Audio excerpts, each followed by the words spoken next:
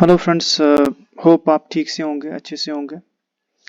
आज का जो पॉडकास्ट है हमारा एस्ट्रोलॉजी पे, वो कंबशन के द्वारा है। अस्त प्लैनेट जब अस्त हो जाता है, प्लैनेट जब कंबस्ट होता है, तो वैदिक एस्ट्रोलॉजी में कंबशन क्या मीनिंग रखता है, क्या इंटरप्रिटेशन रखता है। कंबशन के हवाले से बहुत से लोग कंफ्यूज्ड है कि कंबशन कोई डेंजरस चीज़ है, और इसकी रेमेडी जो है उनके रिलेटेड भी कंफ्यूज रहते हैं। तो इसमें हम एक साइंटिफिक एक बहुत विविड एक डिस्कशन करने वाले हैं कि कंबस्शन जो है ये क्या मीनिंग रखती है वैदिक एस्ट्रोलॉजी में, एंड प्लैनेट्स जब कंबस्ट होते हैं तो उनका इफेक्ट क्या पड़ता है, और कौन सी ऐसी राशियां हैं जिन पर मैक्सिमम इफेक्ट जो है, वीकनेस जो हो जाती है, मैक्सिमम वीकनेस किन प्लैनेट्स की हो जाती है, और किन लगना के केस में ज़्यादा मैक्सिमम इफेक्ट जो है वो कंबशन से होता है। वो कौन सी राशियां हैं जिनको भुगतना पड़ता है सबसे ज़्यादा ड्यू टू कॉम्बशन, और क्या फैक्टर्स है कि जो इसमें हम लेते हैं कॉम्बशन में, कि उन फैक्टर्स के द्वारा कॉम्बशन जो है वो ज़्यादा इफेक्ट करती हैं, एंड पर्सन जो है वो, जो जातक है, उसको बहुत परेशानियों का सामना करना पड़ता है। तो लेट अस स्टार्ट। तो एस्ट्रोलॉजिकल इंटरप्रिटेशन ऑफ कॉम्बशन क्या है।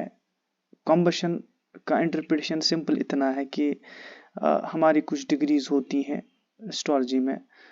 उन लॉन्गिट्यूडनल डिफरेंसेस को लेकर हम कहते हैं कि अगर इतना डिफरेंस होगा सन और उस प्लैनेट में, तो ये कॉम्बशन माना जाएगा।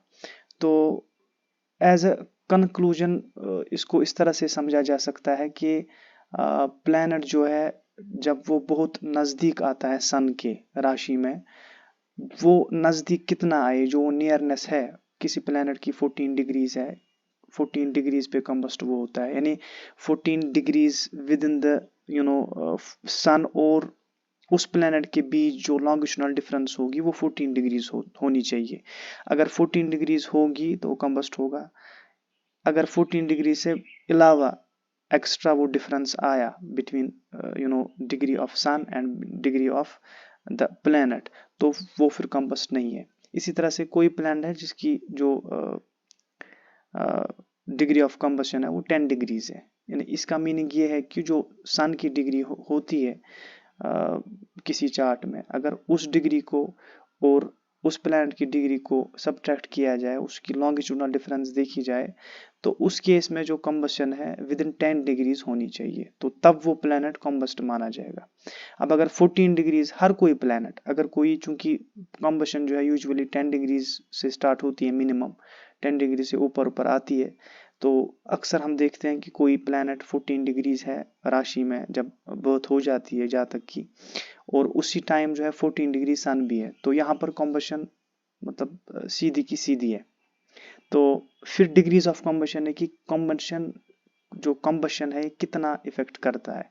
तो कंक्लूजन ये है कि जब नज़दीक आ जाता है प्लैनेट सन के, चूंकि सन जो है एक फायरी प्लैनेट है, एक रॉयल प्लैनेट माना जाता है, इसकी जो रेज है ये बर्दाश्त करना बहुत मुश्किल है एक जातक के लिए। एंड यूजुअली साइंटिफिकली हम कहते हैं कि जब धूप बहुत हो जाती है, वो एरियाज जहाँ पर परपेंडिकुलरली इक्वेटर पे जो भी कंट्रीज लाई करती हैं, उन पर परपेंडिकुलरली रेज ऑफ सन जो है वो पड़ती हैं, तो वहाँ पे it's quite unbearable to be there, और उस हीट को बर्दाश्त करना बहुत मुश्किल है, बहुत मुश्किल है। इसी तरह से जब एक क्लोजनेस में, एक प्रॉक्सिमिटी में आ जाता है सन प्लैनेट के, ये इसको, इसकी रेज इसको जला देती है, हम इस तरह से कह सकते हैं कॉम्बस्ट कर देती है, और उस कॉम्बस्टन की वजह से ये प्लैनेट जो है वीक पड़ जाता है। अब हमें ये देखना है उस प्लैनेट की डिग्री कितनी है, वो खुद कितना स्ट्रांग है, वो भी एक फैक्टर है कि वो कितना वीक हो जाएगा, और उसकी प्लेसमेंट, ये हम factors one by one discuss करेंगे, और मैं लगना के द्वारा आपको ये दिखाऊंगा भी। तो इसकी प्रॉक्सिमिटी अगर इतनी होगी तो ये कंबस्ट होगा। तो कंबशन से क्या होगा, तो वो हम डिस्कस करें आगे पॉइंट्स। तो ये मीनिंग है कंबशन का कि जब प्लैनेट सन की प्रॉक्सिमिटी में आ जाता है, वो डिफाइन जो की गई है प्रॉक्सिमिटी सेपरेटली, मून के लिए अलग है, जुपिटर के लिए अलग है, सैटर्न के लिए अलग है, तो उस प्रॉक्सिमिटी जब प्लैनेट आ जाता है सन के तो ये कॉम्बस्ट हो जाता है। कॉम्बस्ट से क्या होता है, प्लैनेट जल जाता है, हम सादा अल्फाज में कह सकते हैं। तो सादा वर्डों में इस तरह से कहते हैं, प्लैनेट जल जाता है ड्यू टू रेज ऑफ सन, क्योंकि ही फायरी प्लैनेट है। तो अब उस प्लैनेट का जो है वो क्या होगा, उसकी सिग्निफिकेशंस इस जातक की लाइफ में कैसी रहेंगी। अगर वो वीनस है, इसकी मैरिटल लाइफ कैसे रहेगी। अगर ये वीनस कंबस्ट हो रहा है तो इसकी जो फाइनेंशियल पोजीशन है वो कैसी रहने वाली है, ठीक है। अगर ये है तो इसकी जो है लव लाइफ कैसे रहने वाली है। अगर कंबस्ट है वीनस, तो वीनस कितना कमजोर पड़ जाएगा ड्यू टू कंबशन जब सन की होगी। और ये भी हमें देखना है कंबशन अगर है ये किस लग्ना में हो रही है। ये पहला पॉइंट है, हमने जो है पहला पॉइंट ये हमने डिस्कस करा, पहला पॉइंट। अब दूसरा पॉइंट जो है which ascendants face maximum effect. तो मैं आपको यहाँ पे दिखाऊं कि which ascendants face maximum effect due to combustion. कौन सा असेंडेंट जो है, कौन सी राशियां, कौन कौन लगना जो है वो सबसे ज्यादा अफेक्टेड हो जाता है कंबशन से, और क्यों वही हो जाते हैं, ऐसी क्या वजह है जिसकी वजह से वही जो है अफेक्टेड होते हैं सबसे ज्यादा ड्यू टू कंबशन। देखिए इसके लिए मैं आपको यहाँ पे कह देता हूँ कि 3 राशियां ऐसी हैं, इनको आप याद रखें। 3 राशियां ऐसी है जो मैक्सिमम अफेक्टेड हो जाती है ड्यू टू कंबशन। क्यों हो जाती है उसको भी मैं बयान करूंगा, उसको भी मैं डिस्कस करूंगा। पहली जो है वो वर्गो है। वर्गो साइन जो है ये मोस्ट अफेक्टेड होती है। अगर इस राशि में मरकरी या जो भी बेनिफिक प्लैनेट है, जो भी फेवरेबल प्लैनेट है, वो कंबस्ट हो जाता है, ये एक्सट्रीम प्रॉब्लम कर देगा हमेशा। इसी तरह से उसके बाद हमारा कैप्रिकॉर्न असेंडेंट आ जाता है, तो उस राशि में भी कैप्रिकॉर्न लगन में भी जो है कंबशन बहुत ज्यादा प्रॉब्लम करता है। हो गया 2। उसके बाद हमारा पाइसेस आता है। पाइसेस में भी कंबशन जो है ये बहुत ज्यादा प्रॉब्लम करता है, और सन जिस प्लैनेट को भी आस्पेक्ट करेगा वो प्लैनेट जो है ठीक नहीं रहता है। तो ये हमारी 3 राशियां हैं। हम थोड़ा सा आगे जाएंगे, इसको डिस्कस करेंगे। देखिए मैंने पहला कहा कि ये है वर्गो लगना, ये कन्या राशि है।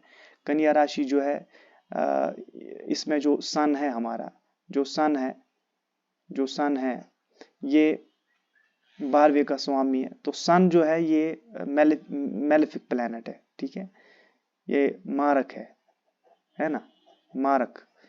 तो सन मारक है, वो लगना जहां पर सन मारक है, जो कंबशन होते हैं वो ड्यू टू सन होती है, कोई और प्लैनेट कंबस्ट नहीं करता है। कंबशन सिर्फ डिफाइंड है इन केस ऑफ सन, और ये भी मैंने एक्सप्लेन करा पहले पॉइंट में। तो जिन राशियों में सन मेलिफिक होगा, जिनमें मारक होगा सन, और फिर वो कंबस्ट करेगा, उनको ज्यादा प्रॉब्लम होगी, क्योंकि ये रेज जो है सन की रेज इस राशि में वो बहुत डेंजरस होती है। क्योंकि ये डेंजरस होना, ये बाखतर होना, ये इस वजह से बन जाता है क्योंकि सन मेलेफिक है। तो एक वजह तो होती है कि इसकी रेज इसको जला देती है, लेकिन साथ साथ ये रेज जो है मेलेफिक है, ये मारक जो है रेज है, ये कारक नहीं है। तो एक तो कन्या राशि है, दूसरे उसके बाद ये उसके बाद कैप्रिकॉर्न है, और उसके बाद जो है मीन राशि है, पाइसेस लगना है। ये 3 राशियां जिनमें सूर्य जो है मारक जो है हो जाता है, इनमें कंबशन बहुत ज्यादा प्रॉब्लम करता है। तो ये हमने देखा कि इन 3 राशियों में ये सबसे ज्यादा प्रॉब्लम कर देता है। ये है जी, ये इसमें जो है कंबशन प्रॉब्लम करता है, इसमें कंबशन प्रॉब्लम करता है। और उसके बाद हमारी दूसरी राशि आती है, तीसरी राशि सॉरी, इसमें जो कंबशन हो जाती है तो वो भी प्रॉब्लम करती है इस राशि में। तो चाहे सूर्य किसी भी प्लैनेट को, जो भी फेवरेबल प्लैनेट है उसको कंबस्ट करे, वो प्लैनेट बहुत कमजोर पड़ जाता है। जो वर्गो असेंडेंट, कैप्रिकॉर्न असेंडेंट और पाइसेस असेंडेंट, ये हमने सेकंड पॉइंट जो है डिस्कस करा। ये क्यों होती है ज्यादा अफेक्टेड, तो वो भी मैंने कहा क्योंकि इन राशियों में जो सूर्य है वो मारक हो जाता है। देखिए, to what extent combustion weakens the planet, ये कह रहा है कि ये जो मैंने क्वेश्चन लिखा है कि किस हद तक कंबशन वीकन जो है, कंबशन जो है प्लैनेट को वीक कर देती है। मान के चलें मैंने एक लगना लिया, मैं वर्गो लगना ही लेता हूं, मैं वर्गो लगना लेता हूं। ये हमारा फॉर एग्जांपल ये सन है, ठीक है, ये मरकरी है, तो ये 10 डिग्रीज का है और ये भी 10 डिग्रीज का है। अब मैंने कहा कि सन जो है कन्या राशि में मारक है, तो ये यहाँ पर मरकरी जो है ये कॉम्बस्ट है ना, मरकरी जो है कॉम्बस्ट है। अब यहाँ पे कॉम्बस्ट होगा तो कॉम्बस्ट की वजह से कितना वीकनेस होगा। पहला पॉइंट जो समझने का है वो ये है कि कॉम्बशन से जो है 50% वीक पड़ जाता है प्लैनेट।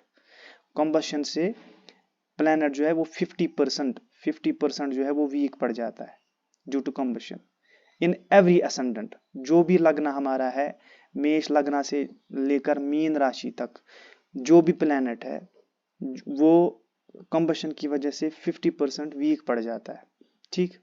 उसके बाद अगर ये इन 3 राशियों में से होगा जिनमें सूर्य मारक माना जाता है, तो उन केसेस में ये एक्स्ट्रा 25% जो है 25% एक्स्ट्रा वीक पड़ जाता है। जिन राशियों में सन जो है मेलेफिक है, सन मारक है और वहां पर कॉम्बशन हो रही है, पहली तो 50% होगी वीकनेस प्लैनेट की ड्यू टू कॉम्बशन। दूसरी वीकनेस इस वजह से होगी क्योंकि सन जो है वो मेलेफिक है, तो 50 और 25 जो है वो 75% हो गया। तो इसमें जो है 75% वीक हो जाएगा प्लैनेट। जो भी प्लैनेट कॉम्बस्ट होगा वो 75% वीक पड़ जाएगा।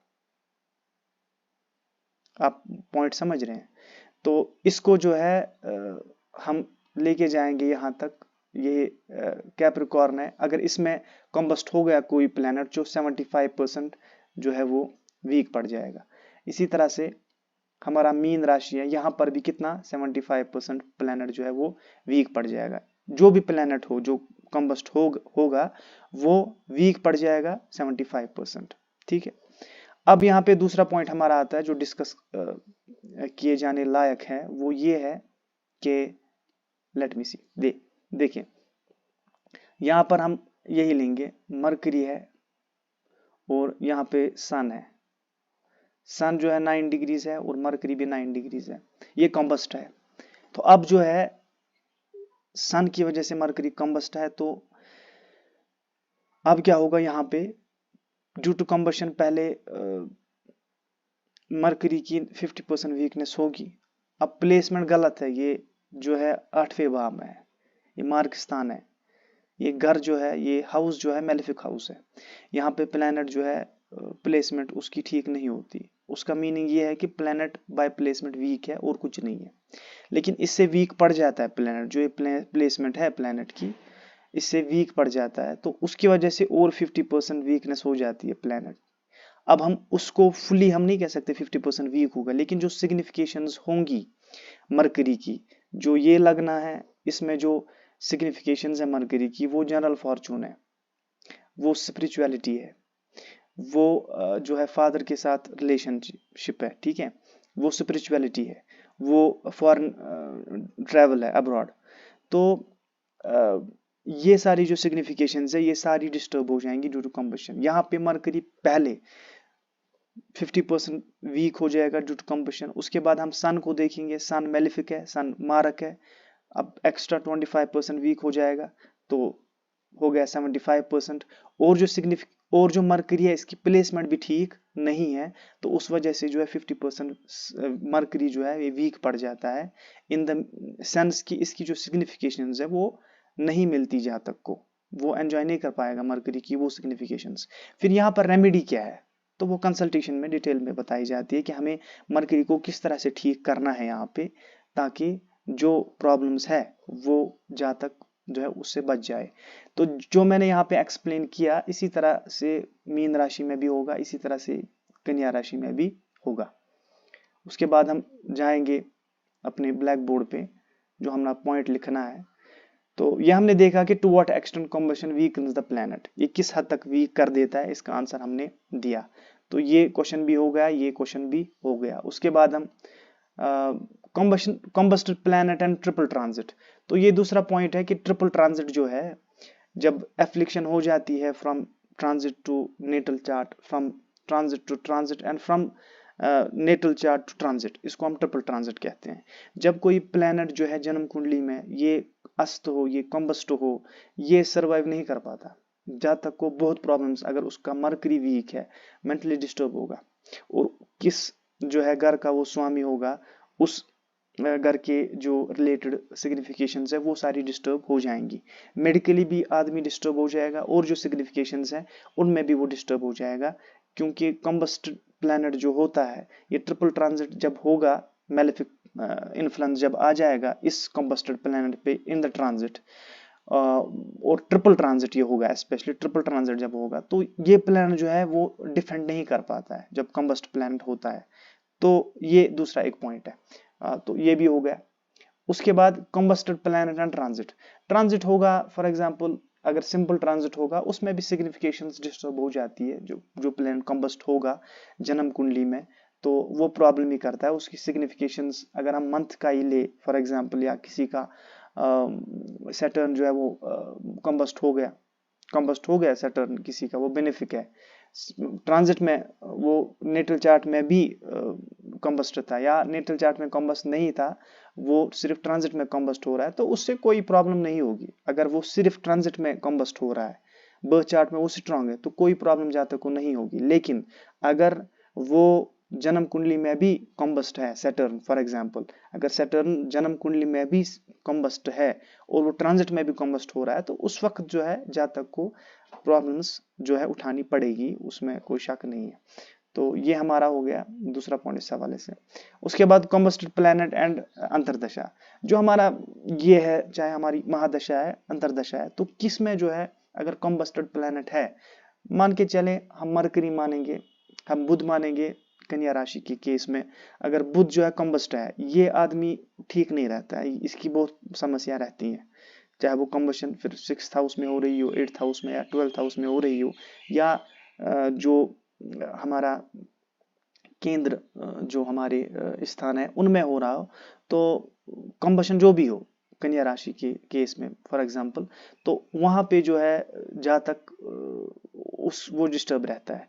और जब अंतरदशा आ जाएगी मरकरी की, उस टाइम इसको बहुत ज्यादा भुगतना पड़ेगा। अंतरदशा में महादशा में उतना नहीं भुगतना पड़ेगा जितना अंतरदशा में भुगतना पड़ेगा। तो इस पॉइंट को आप रखिए, जो भी कम्बस्टेड प्लैनेट होगा, चाहे बेनिफिक होगा चाहे मेलेफिक होगा, ठीक है। फॉर एग्जांपल मार्स अगर है, मार्स कम्बस्ट है कन्या राशि में, मार्स जो है वो मारक है, लेकिन अब मार्स की जो है वो अंतरदशा आ रही है, वो ज्यादा प्रॉब्लम करेगा क्योंकि इसके अंदर नेगेटिव एनर्जी ज्यादा है। तो इसको इस तरह से समझना जो है वो साइंटिफिकली ठीक है, और ये सही भी है प्रैक्टिकली। और जो भी कॉम्बस्टेड प्लैनेट हो, उसकी जब अंतरदशा आएगी, तो with respect to the significations rule by the planet in the chart, वो उसको भुगतना पड़ेगा, उसमें कोई शक नहीं है। तो ये पॉइंट भी हमारा जो है वो क्लियर हो गया। कॉम्बस्ट प्लैनेट जो है वो 6th 8th या 12th हाउस में होगा, ये मैंने अभी एक्सप्लेन किया, इसको मैं थोड़ा सा और, क्योंकि ये बहुत से केसेस में जातक जो है बहुत परेशान रहते हैं इस हवाले से। फॉर एग्जांपल इधर मरकरी है और इधर सन है, और ये 7 डिग्रीज है, ये भी 7 डिग्रीज है, हो गया कॉम्बस्ट। अब जो है कॉम्बशन हो रही है 8th हाउस में, तो सन मेलेफिक है, 75% वीक कर देगा मरकरी को, और मरकरी बाय प्लेसमेंट भी वीक हो रही है, लेकिन डिग्री वाइज यहाँ पे मरकरी स्ट्रांग है, ये प्लस पॉइंट है। लेकिन ये बंदा जो है जिसकी ये पोजीशन होगी, मरकरी कम्बस्ट होगा 8th हाउस में, और यहाँ पर जो कम्बशन की डिग्रीज है ये एग्जैक्टली कम्बशन है, ये ऐसा नहीं है कि जो 7 डिग्रीज सन है और जो है 12 डिग्रीज मरकरी है, ऐसा नहीं है, ये एग्जैक्ट कम्बशन है। यहाँ पे प्रॉब्लम ज्यादा होगी, बात समझ, जितना लॉन्गिट्यूड नजदीक आता जाएगा, नियर आता जाएगा, जितना ये क्लोज होगा सन के, उतना प्रॉब्लम ज्यादा होगी। अब ये डिपेंड करेगा जो सूर्य है वो मारक है कि कारक है, तो वो खेल खेलेगा। तो अब यहाँ पे जो है, यहाँ पे वीकनेस एक्सट्रीम लेवल की हो जाती है मरकरी की, बहुत ही सर्वाइव नहीं कर पाएगा बंदा with respect to the significations rule by the planet. और इसमें जो है ये लगना ही है, तो ये जातक परेशान रहेगा हमेशा, क्योंकि ये लग्न का स्वामी है मरकरी इस राशि में, तो यहाँ पे बुध का रोल एक्सट्रीम लेवल पे होता है, और इसको हमें ट्रीटमेंट देना पड़ता है ताकि ये हैप्पी लाइफ गुजार सके। और वर्गोस जो भी होते हैं ये हमेशा परेशान होते हैं, अक्सर ये डिस्टर्ब रहते हैं क्योंकि इनकी प्रॉब्लम्स बढ़ जाती हैं, बहुत ग्रह इनको परेशान करते रहते हैं। लेकिन अगर ये सही ट्रीटमेंट को करते हैं और उसको सही ट्रीटमेंट को लेते हैं, तो वो प्रॉब्लम्स जो है वो उनको उनमें जो है आसानी हो जाती है, वो उससे बच जाते हैं। तो यहाँ पे हमें मरकरी को ठीक करने की ज़रूरत है। तो वो किस तरह से ठीक होगी, वो फिर कंसल्टेशन में जो है वो जातक को एक्सप्लेन किया जाता है कि 100% ठीक हो जाती है मरकरी इस केस में। प्रॉपर रेमेडीज मैंने कई क्लाइंट्स को दी है, तो वो बिल्कुल फिट है और बिल्कुल ठीक है, उनको कोई प्रॉब्लम नहीं है और वो एंजॉय कर रही है लाइफ। तो कंबशन जो भी होती है उनकी प्लैनेट की, चाहे ट्रांजिट में हो, वो उससे कोई इम्पैक्ट उन पर नहीं आ रहा है, क्योंकि उनको प्रॉपर रेमेडीज जो है वो दी गई है। तो उसके बाद हमारा ये पॉइंट भी जो है क्लियर हो गया। जो अब रेमेडीज फॉर कंबस्ट प्लैनेट है, रेमेडीज जो है वो क्या होनी चाहिए कंबस्ट प्लैनेट के लिए। अगर कंबस्ट प्लैनेट है उसके लिए हम क्या रेमेडीज करें। देखिए, एक कॉन्ट्रडिक्शन है वैदिक एस्ट्रोलॉजी में कि कहते हैं इसका हम रत्न नहीं लगा सकते, लेकिन कहीं केसेस में लगा सकते हैं, कहीं केसेस में आराम से लगा सकते हैं। अगर यहाँ पे है, हमें बाकी चीजें जो है वो देखनी पड़ती है, कुछ योग देखने पड़ते हैं कुंडली में, चार्ट में हमें बहुत सारी चीजें देखनी पड़ती हैं। उन चीजों को देखकर जो है जो कॉम्बस्ट प्लैनेट है, चाहे उसकी प्लेसमेंट गलत ही क्यों ना हो, वो छठे में क्यों ना बैठा हो, 8वें में क्यों ना बैठा हो, 12वें में क्यों ना बैठा हो, उसको हम स्ट्रेंथन कर सकते हैं। लेकिन चार्ट को पहले एनालाइज करना है। एस्ट्रोलॉजर जब एनालाइज करे चार्ट को, जो है पूरी तरह से, जो भी दृष्टि आ रही है मारक की कारक भी मारक पे आ रही है, और जो भी जो एक्सटेंट ऑफ कंबशन है प्लैनेट में, और बाकी चार्ट्स जो है उनको देखकर सारी चीजें देखी जाती हैं कि किस लेवल तक कंबशन हो रही है, और इसको अगर कंबस्टेड प्लैनेट है, वो फेवरेबल प्लैनेट है कुंडली में, उसको किस तरह से ठीक करना है। तो remedies are there, proper and simplest remedies are there. ये ऐसी रेमेडीज नहीं है कि कंबस्टेड प्लैनेट को मैंने कई सारे क्लाइंट्स के केसेस में उनको प्रॉपर रेमेडीज देकर वो एंजॉय कर रहे हैं with respect to the significations. जो भी सिग्निफिकेशंस मरकरी की है या मार्स की है, या जो भी प्लैनेट उनका कंबस्ट हो रहा है, कंबस्टेड प्लैनेट की जो भी सिग्निफिकेशंस है वो उनकी ठीक हो गई है, and they are enjoying their life. तो proper remedies are there once consultation is given to a client. तो उसके बाद कंसल्टेशन में उसको प्रॉपरली बताया जाता है कि उसको किस तरह से कंबस्ट प्लैनेट को ठीक करना है, और जो जो प्रॉब्लम्स वो फेस कर रहा है उनको किस तरह से रेमेडाइज करना है। तो ये सारी रेमेडीज है, और ये सारा जो है एक प्रैक्टिकल बेस्ड, एक रिच इन्फो जो है कंबस्शन ऑफ प्लैनेट्स के द्वारा। तो इस पॉडकास्ट में मैं इतना ही रखता हूँ। उम्मीद करता हूँ आपको ये पॉडकास्ट बहुत अच्छा लगा होगा।